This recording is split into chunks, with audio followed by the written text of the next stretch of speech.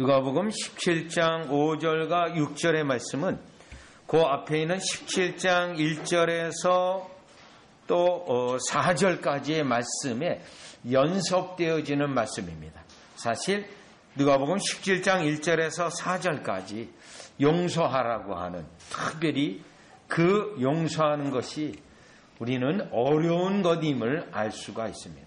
그래서 사도들이 반응을 했고 그것에 대한 대답이, 예수님의 대답이 오늘 6절의 말씀입니다. 제가 받들어 읽겠습니다. 사도들이 주께 여짜오되 우리에게 믿음을 더하소서 하니 주께서 이르시되 너에게 겨자씨 하나일 만한 믿음이 있었더라면 이 뽕나무더러 뿌리가 뽑혀 바다에 심겨라 하였을 것이요 그것이 너에게 순종하였으리라. 아멘. 자, 우리는 17장 1절에서 4절에 세 가지 예수님의 말씀인데요. 실족지 않게 하고, 또 우리 자신이 상당히 조심을 해야 되고, 또 형제가 나에게 범죄를 했을 때 그로 회개할 수 있도록 인도하고, 또 형제가 와서 계속 용서해달라고 하면 용서해달라고 해주라고 하는 예수님의 말씀입니다. 물론 이 예수님의 말씀도 우리의 본문에 있지만, 여러분 마태복음 5장에서 7장에 있는 산상보훈의 말씀을 우리가 읽게 되거나 듣게 되면 그 말씀, 예수님이 하신 말씀 하나하나가 우리에게는 매우 어려운 말씀이고 어려운 계명이요 어려운 명령으로 우리가 이해되어지게 됩니다. 자, 산상보훈의 특별히 많은 말씀 가운데 그 마음에 죄를 짓고 또 그 마음으로부터 벌써 죄가 되었다라는 많은 여러 가지 말씀들이 있는데, 이 말씀을 들을 때 오늘 본문에 있는 것처럼 사도들이요, 이 말씀을 어떻게 지키는가, 이 계명을 어떻게 지킬 수 있는가, 그러한 응답이 나오는 것이 지극히 당연하다라는 것을 먼저 깨닫게 됩니다. 예수님의 계명은 물론이거니요, 구약성경에 또 우리에게 계명을 주셨고 율법을 주셨는데, 그 계명과 율법을 볼 때 과연 우리가 지킬 수 있는가? 특별히 신명기 6장에 보면 뜻과 마음과 성심을 다하여 여호와를 사랑하라고 되어 있는데, 이 땅에 사는 우리가 과연 그렇게 하나님을 사랑할 수 있을까라는 생각을 할 때 예수님의 율법과 예수님의 계명과 또 하나님의 율법은 실로 우리가 지키기에는 너무나도 버겁고 어렵다라는 사실을 알게 됩니다. 그럼에도 불구하고 왜 하나님은, 우리 예수님은 이 계명과 율법을 지키라고 말씀하고 있냐면, 일단은 그 예수님의 말씀과 하나님의 계명 율법이 하나님의 거룩하신 선하심에 대한 기준이기 때문에 이것을 우리에게, 하나님의 백성에게 요구하고 있는 것입니다. 물론 우리가 지킬 수 없음을 우리 주님은 잘 알고 있습니다. 완전하게 온전하게 지킬 수 없음을 아는데도 불구하고 예수님이 제자들에게 이 말씀으로 그들에게 요구하시고 명령하신 이유는 오늘 5절과 6절에 세 가지 하나님의 목적과 뜻이 있습니다. 세 가지인데요. 일단은 5절로 보시면 첫 번째입니다. 왜 우리가 지킬 수도 없는데, 어려운데 왜 이 명령을 이같이 하시는가? 자, 목적이 있는데요. 하나님의 목적 5절이에요. 사도들이 주께 여짜오되 우리에게 믿음을 더하소서 하니, 여기 일단 17장 5절에 사도들이 주께 여짜오되 라고 되어 있습니다.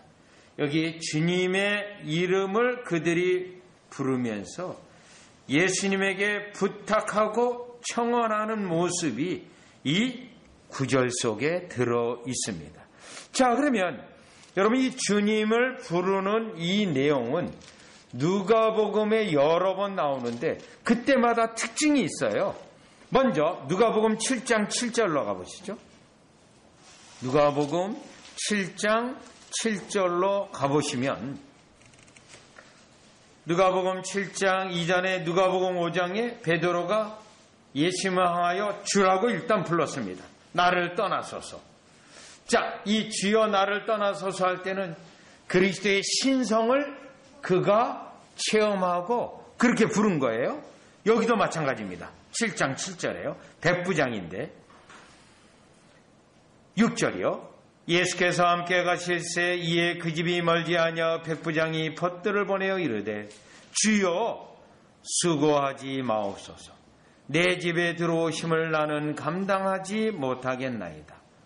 그러므로 내가 주께 나아가기도 감당하지 못할 줄을 알았나이다.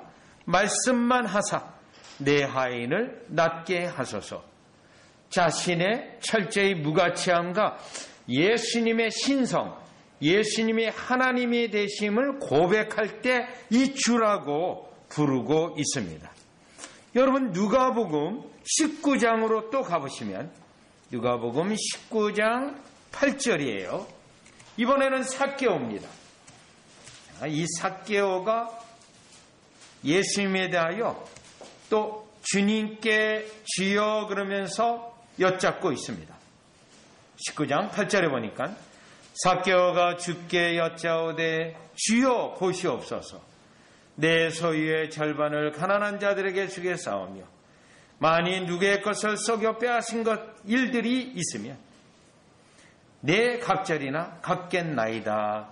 이때도 주여라고 부르고 있습니다. 그러면 이때 주라고 부른 것은 주님이, 예수님이 하나님이신 신성을 그들이 경험하면서 인간의 무가치함과 인간의 무능함을 고백하면서 철저히 겸손히 낮아진 모습을 보여주고 있을 때 주라고 하는 주를 부르는 일이 있는 것을 보게 됩니다. 자, 그런 의미에서 누가복음 17장 5절로 다시 오면 사도들이 주께 여짜오되 이렇게 예수님을 주라고 부르면서 자신들이 이 계명을 지킬 수 없고 예수님은 하나님으로서 이 계명과 명령을 하고 있는 것을 지금 나타내고 있습니다. 따라서 우리 주님이 우리에게 지킬 수 없는, 잘 지키지 못하는 우리의 연약함을 너무나도 잘 알고 있는 그 상황을 아심에도 불구하고 명령하시고 계명으로 우리에게 요구하시는 것은 하나님의 기준일 뿐만 아니라 그것이 한편으로 우리에게는 겸손하게 하시고 우리로 무능함과 연약함을 인정하게 하시는 하나님의 뜻이 여기에 있기 때문에 그렇게 말씀하신 것입니다. 즉 우리 주님이요, 우리가 이 세상에 살면서 마귀의 유혹도 있고 우리의 육신의 연약함을 너무 잘 알기 때문에 그럼에도 우리 주님이 계명을 말씀하시고 요구하는 것은 먼저 우리의 무능과 연약함을 고백하게 하고 하나님 앞에 우리 자신을 겸손히 낮추게 하시기 위해서 이렇게 요구하시는 것을 볼 수가 있습니다. 자, 그러면 지금 이 사도들은 낮아졌어요. 그 계명을 자신들이 지킬 수 없음을 깨달으면서 겸손해지고 낮아졌습니다. 그러면 지금까지 이 본문이 17장 1절에는 제자들, 5절에는 사도들 이렇게 말씀하셨는데 여러분 이 본문이 오기 전까지 예수님은 누구와 대화를 나누셨습니까? 바리새인과 서기관들입니다. 자, 그러면 그 앞에 있는 누가복음 16장 앞으로 15절을 가보시면 16장 15절이에요. 서기관과 바리새인들은 결코 예수님의 이 말씀에 낮아지지 않았습니다. 그들은 오히려 자신들을 드러냈고 자신들이 능력이 있다라고 생각하면서 의로워졌어요. 자, 누가복음 16장 15절에 보니까 예수께서 이르시되 너희는 사람 앞에서 스스로 옳다 하는 자들이나 이겁니다. 자기들은 옳다, 자기들은 율법을 지키고 있다. 그러면서 스스로 의로워지고 교만해졌습니다. 이것뿐만 아니에요. 누가복음 17장 이후도 마찬가지예요. 18장 11절로 보시면 18장 11절 12절을 보면 이들은 결코 예수님 앞에 낮아지는 모습이 전혀 없습니다. 자, 11절에 예수님의 비유로 말씀하신 건데요. 바리새인은 서서 따로 기도하여 이르되 하나님이여 나는 다른 사람들 곧 토색, 불의, 간음을 하는 자들과 같지 아니하고. 자, 이 계명은 사실 지키기 어려운 건데 자기들은 다 지켰다라고 강조하고 있어요. 이 세리와도 같지 아니함을 감사하나이다. 나는 일에 2번씩 금식하고 또 소득의 11조를 드리나이다 하고. 저희들은 겸손함이 전혀 없습니다. 자신들의 연약함과 무능함을 고백하지 않습니다. 자기들의 외형적인 행위를 자랑하고 사람들에게 자신들을 높이고 율법을 정확히 지키고 있는 것처럼 사람들에게 자신들을 드러내고 있다라는 것입니다. 이 부분이 그들이 예수님을 필요로 하지 아니하는 결정적인 영적 원인이 여기에 있음을 알게 됩니다. 여러분, 우리는 이 본문 다시 17장으로 들어오셔서 예수님이 용서하라, 다른 사람이 실족하지 않게 주의하라 할 때 주님 이 계명을 과연 어떻게 지킬 수 있습니까? 라고 고백을 하면서 우리의 연약함과 무능을 고백하고, 그렇기 때문에 우리는 예수 그리스도가 필요하고 예수 그리스도를 필요로 할 때 구원을 위해서만 필요로 하는 것이 아니라 구원받은 이후에도 계속해서 예수님을 필요로 하고 예수님을 의지해야 되고 예수님 안에 있어야 되며 결국 마지막 날 심판대 앞에 설 때도 예수님 앞에 서게 되는데, 그 예수님이 나의 중재자요 나의 구주라는 사실로 오늘 본문에 있는 것처럼 주요 사도들이 말한 것처럼 우리가 주님을 끝까지 필요로 하게 하기 위해서 우리 주님은 우리에게 명령을 하시고 그 명령이 어렵고 힘든 계명에도 불구하고 우리에게 요구하신다라는 사실을 깨달을 수 있습니다. 이것이 우리 주님이 우리에게 어려운 명령이지만 지키기 힘들지만 요구하시는 이유가, 첫 번째 이유가 여기에 있다라는 것입니다. 자, 그럼 이제는 두 번째 이유로 찾아보겠는데 다시 누가복음 17장 5절입니다. 왜 주님은 우리가 지키기 힘들어하고 어려워하는데 그 계명을 요구하시는가? 자, 첫 번째가 사도들이 주여라고 부른 것처럼 두 번째는요, 우리에게 믿음을 다하소서 하니. 이 두 번째 이유가 5절에 있는 믿음을 더하소서 하는 기도 속에 있습니다. 믿음을 더하소서. 자, 그러면 아까 첫 번째 이유는 우리로 낮추시고 겸손하게 해서 그리스도를 의지하게 하는 목적이 있다고 했어요. 그런데 우리를 겸손하게 할 때 이때 중요한 특징이 있어요. 주님께 은혜를 구하게 한다라는 겁니다. 주님께 은혜를 구하는데 무엇을 구했냐면 믿음을 더하소서라고 기도하게 했습니다. 즉 사도들은 이 어려운 계명을 지키는 데 있어서는 절대적으로 믿음이 필요하다는 것을 알았고, 그래서 믿음을 더하소서라고 했습니다. 사도들은 자기들에게 믿음이 있다라는 사실을 이미 깨닫고 있습니다. 자, 믿음이요. 그래서 믿음에 믿음을 더해달라고 기도했는데, 이 믿음이 선물임을 그들이 깨닫고 선물로 믿음을 더해달라고 기도했다라는 것에 초점이 있습니다. 여러분, 믿음은 선물입니다. 그리스도로부터 오는 은혜입니다. 이 믿음이 있어야 그리스도를 더욱 의지하고 이 믿음으로 주님을 영화롭게 하며 이 믿음으로 우리에게 어려운 일들을 능히 할 수 있는 능력이 여기에 있다라는 것입니다. 그런데 여러분, 믿음을 더하소서, 믿음이 선물이라는 걸 알고 구했는데, 여러분, 이 믿음은 도구적 믿음입니다. 여러분이 과거에 믿음이 있었습니다. 그러면 항상 그 믿음이 있는가요? 그렇지 않아요. 과거에 여러분이 믿음이 있다 할지라도 지금 믿음이 없을 수가 있습니다. 은혜를 의지하지 아니하고 기도하지 아니하고 성경을 읽지 아니하면 그 믿음은 도구적 믿음이기 때문에 사라져버리고 도구라는 게 기능이거든요. 기능을 못하게 되는 것입니다. 여러분, 이 믿음이 도구적이라는 것은 그리스도를 붙잡는데 믿음이 기능을 한다라는 겁니다. 그래서 그리스도를 붙잡았을 때 그 믿음의 통로를 통해서 우리에게 은혜가 전달되어지는 겁니다. 더 구체적으로 이신칭의교리, 믿음으로 말미암아 의롭게 된다는 교리를 여기에 적용해 보면 예수 그리스도를 우리가 믿음을 가지고 붙잡게 됩니다. 그런데 그 믿음은 우리 자신에게 나오는 게 아니에요. 성령의 역사로 믿음이 나오게 됩니다. 그러면 그 믿음이 나온 걸 가만두나요? 아니에요. 사용해야 됩니다. 그 믿음을 가지고 도구로 그리스도를 붙잡는 거예요. 그러면 그리스도 안에 있는 은덕들이, 은혜들이 믿음의 파이프를 통해서 우리에게 흘러 들어오는 겁니다. 그래서 이 믿음은 자꾸 사용해야 됩니다. 그리고요, 강한 믿음을 위해서 믿음의 플러스 믿음을 더해달라고 하는 이 기도를 이와 같이 드리는 건데, 여러분 성경의 에베소서 2장을 가보시면 이 원리를 분명히 말하고 있어요.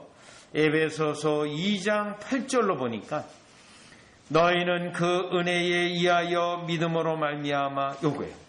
은혜로 인하여서 믿음이 나왔다는 거예요.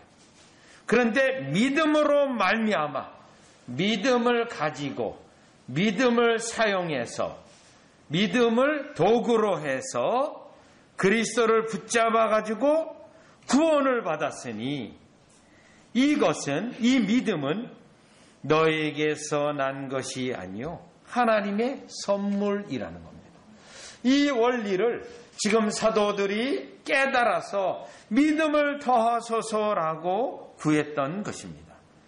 여러분, 여기에서 우리가 중요한 사실은 하나님이 우리에게 어려운 계명을 주시고 예수 그리스도께서 우리에게 어려운 명령을 주신 것은 우리의 무능함을 고백할 뿐만 아니라 주님으로부터 은혜를 받는데 은혜 가운데 특별히 믿음을 더 증가시키는, 믿음을 더 강한 믿음으로 받아야 이러한 계명들을 지킬 수 있고 이 계명들을 온전히 수행할 수 있음을 우리에게 알려주시고 깨닫게 하기 위해서 분명 우리에게 어려운 명령이지만 요구하고 계시고 있으며 그것을 지키라고 말씀하고 있는 것입니다. 여러분, 이 원리는요, 신약 성경에만 있는 원리가 아닙니다. 구약 성경에도 이미 나타나 있습니다. 예를 들면 신명기 6장에 하나님을 모든 있는 힘을 다해서 섬기라고 되어 있어요. 그리고 계명을 지키라고 계속 말씀을 합니다. 그리고 그걸로 끝나는 게 아니에요. 그러면 그 계명을 지키기 위해서는 어떻게 해야 되냐면, 무엇이 필요하냐면 신명기 30장으로 한번 가보시죠. 신명기 30장 6절로 가보시면, 신명기의 계명의 말씀은 실로 어렵습니다. 자, 그걸 지키기 위해서는 이와 같이 믿음과 은혜를 더하달라고 하는 기도를 드릴 수밖에 없어요. 자, 30장 6절입니다. 내 하나님 여호와께서 내 마음과 내 자손의 마음에 할례를 베푸사 너로 마음을 다하여 뜻을 다하여 내 하나님 여호와를 사랑하게 하사 너로 생명을 얻게 하실 것이며, 여러분, 하나님을 사랑하고 또 하나님의 뜻을 다 지키기 위해서는 반드시 먼저 요구되는 게 있어요. 내 자손의 마음에 할례를 베푸사, 내 마음과 은혜를 받아야 된다는 겁니다. 이거는 하나님의 주권적으로 베푸시는 은혜, 심령을 변화시키고 심령의 믿음을 더하여야만 이 계명을 비로소 지킬 수 있다라는 것입니다. 따라서 우리가 깨달을 수 있는 것은 어려운 계명을 우리에게 주신 이유는, 물론 그 어려운 이유는 우리가 부패성 가운데 있고 세상 가운데 있고 죄 가운데 살아가기 때문에 그 계명이 어렵습니다. 우리 주님 다 알고 계십니다. 그렇기 때문에 우리 주님은 우리를 겸손케 해서 이렇게 믿음을 구하도록 하기 위해서 이와 같이 우리에게 계명을 요구하고 있다는 사실을 깨달을 수 있습니다. 따라서 여러분 예수님 믿는 것가 결코 쉽지 않다는 것을 우리는 압니다.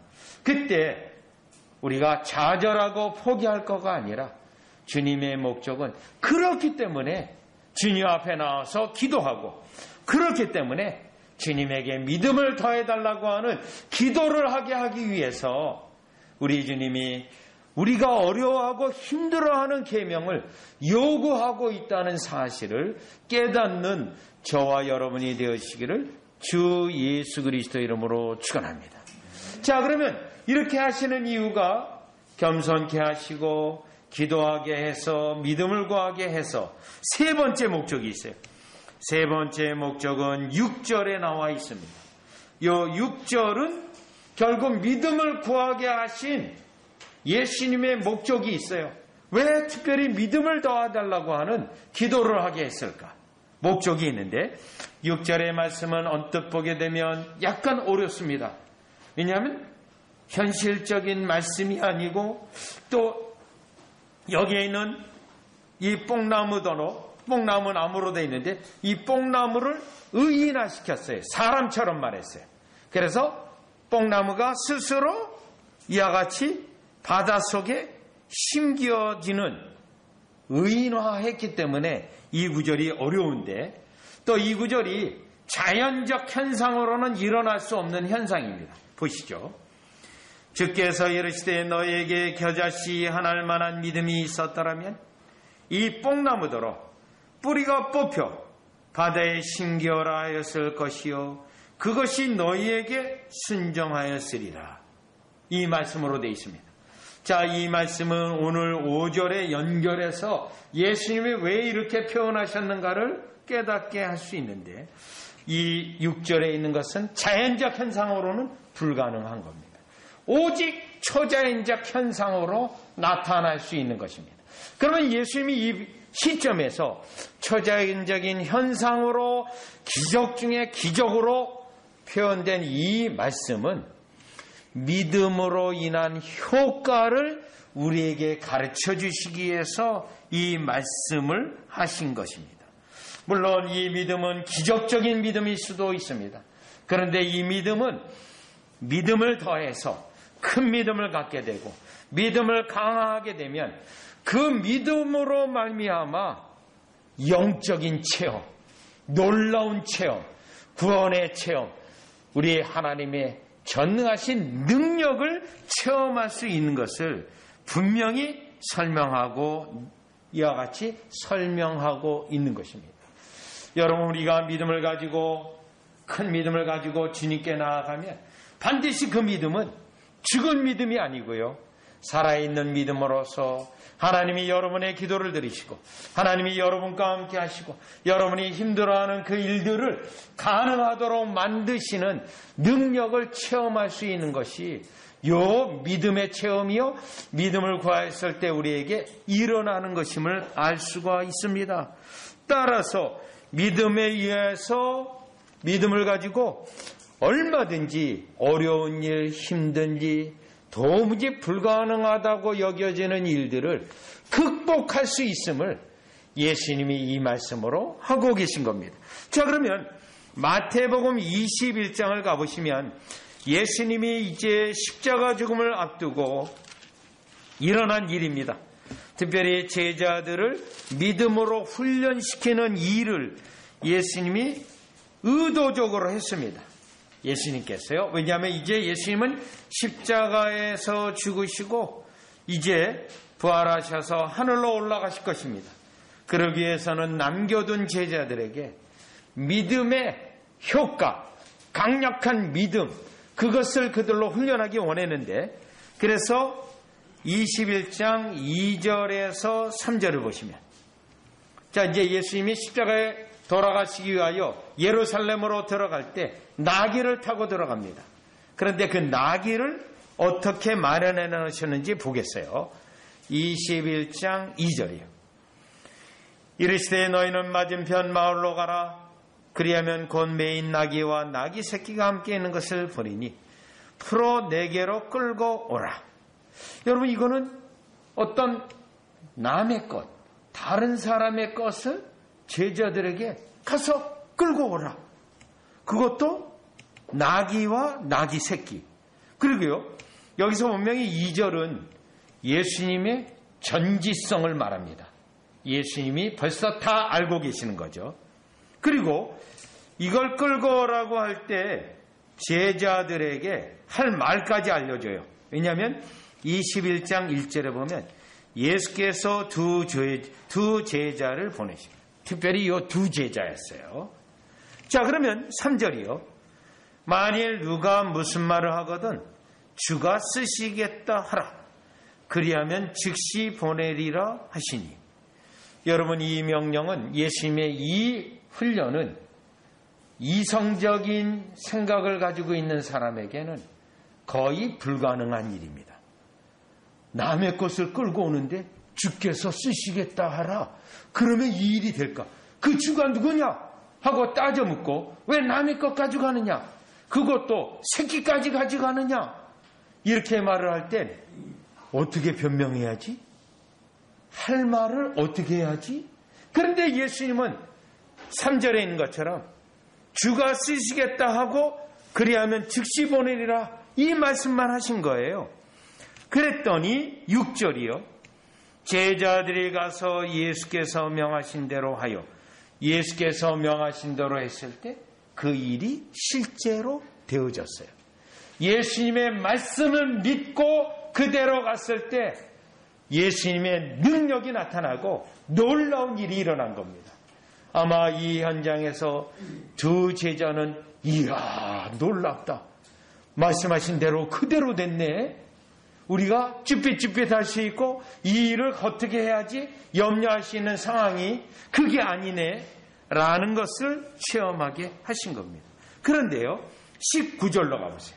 마태복음 21장 19절로 가보시면, 길가에서 무화과 나무를 보시고 그리로 가사 잎사귀밖에 아무것도 찾지 못하고 나무에게 이르시되 이제부터 영원토록 내가 열매를 맺지 못하게 하리라 하시니 무화과 나무가 곧 마른지라.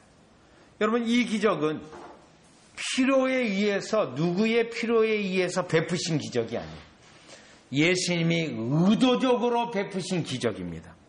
네? 멀쩡한 무화과 나무가 있는데 먹을 것이 없으면, 열매가 없었습니다. 그래서 주님이 그 무화과를 저주해서 말라버리고 말았어요.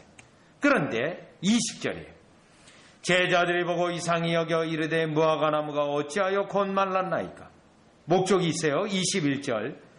예수께서 대답하여 이르시되 내가 진실로 너희에게 이르노니 만일 너희가 믿음이 있고 의심하지 아니하면 이 무화과 나무에게 된 이런 일만 할 뿐만 아니라 이 산더러 들려 바다에 던져지라 하여도 될 것이요, 너희가 기도할 때에 무엇이든지 믿고 구하는 것은 다 받으리라 하시니라. 역시 믿음 훈련입니다. 이런 일이 어떻게 될까요? 라고 제자들이 물어보았을 때, 만일 너희가 믿음이 있고 의심하지 아니하면, 이 말씀이에요. 예수님의 말씀을 끝까지 믿고 의심하지 아니하고 그대로 한다면 놀라운 기적이 일어날 것이고, 놀라운 그 믿음의 효과로 그 어려운 일들도 능히 극복할 수 있다는 것을 지금 예수님이 십자가 죽음을 앞두고 제자들에게 특별히 훈련하고 있음을 우리가 알 수 있습니다. 여러분, 이 본문을 다시 보면서 우리가 깨달을 수 있는 것은 누가복음 17장 6절에요. 우리의 경험, 우리의 생각, 우리가 지금까지 해왔던 일들을 볼 때 누가복음 17장 1절에서 4절의 말씀은 실로 지키기 어려운 말씀입니다. 그래서요, 우리는 하나님의 능력을 제한하고 부정하고 또 우리가 그 일이 안 된다고 할 뿐만 아니라 그 일은 불가능하다라고 결론 내어지거나 또 의심하거나 하는 일들이 우리의 심령 속에, 부패된 심령 속에 자연스러운 것입니다. 그런데요, 예수님이 믿음의 효과로 뽕나무가 스스로 바다에 심겨지는 일들이 있는 것은 믿음으로 인하여 믿음의 효력으로 믿음의 결과로서 이와 같이 불가능한 일들이, 초자연적인 일들이 우리에게 있다라는 것을 믿음의 효과로서 예수님이 말씀하신 것입니다. 따라서 오늘 우리가 예수님이 우리에게 어려운 명령을 하시고 그 명령에 의해서 사도들이 질문했을 때 이 말씀을 하신 것은 언제든지 우리에게 어려운 상황들, 도무지 할 수 없는 상황들이 우리의 삶 속에 너무나도 많습니다.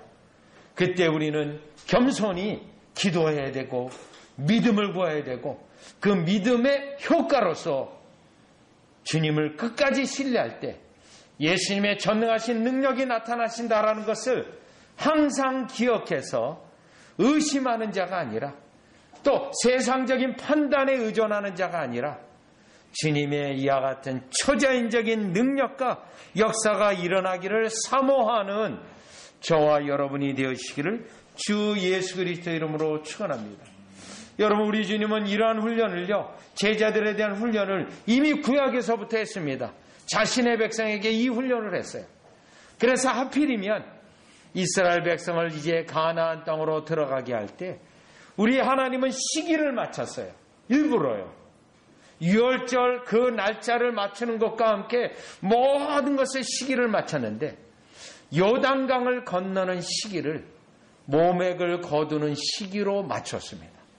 모맥을 거두는 시기에는 요단강물이 가장 물길이 꽉 차고 가장 물길이 셀 때예요. 해필이면 건기도 있는데 왜 물길이 세고 물이 이 뚝까지 가득 차서 내려갈 때 건너가게 하셨는가? 이유가 목적이 있습니다.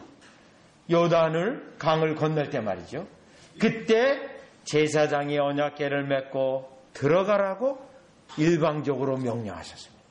그때 제사장의 발이 물가에 닿자마자 그 강력하게 흐르던 물이 끊겨버리고 물이 섰다고 돼 있어요. 물이 섰다. 왜 그렇습니까? 믿음의 훈련이었습니다.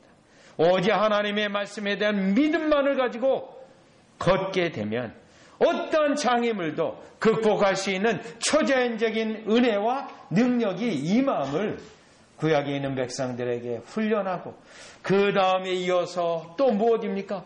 요단들에 갔습니다. 요단들에 갔더니 요단에 있는 그 들에 있는 풍성한 곡창지대가 다 이스라엘 백성 거가 됩니다. 왜냐하면 여리고성으로 다 도망 들어갔거든요. 주님이 약속한 바가 있습니다. 너희가 이와 같이 농사지지 아니한 곡식을 먹을 것이다. 약속대로 되었습니다. 또 여리고성은 어떻게 됐습니까?